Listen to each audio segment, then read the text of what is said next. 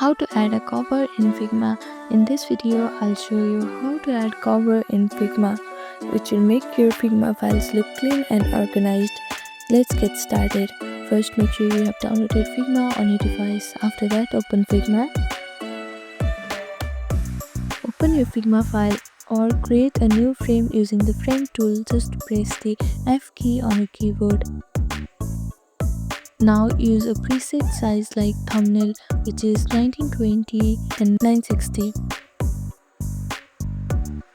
Now design your cover, add a background, title text, logos or anything that helps identify the project visually. Next, place this cover frame at the top left corner of canvas. Figma uses the first frame as the first file's thumbnail preview. And that's it. This is how you add cover in Figma. Thank you for watching this video. Please do not forget to like, share and subscribe to our channel and comment down below if you have any other queries. Thank you.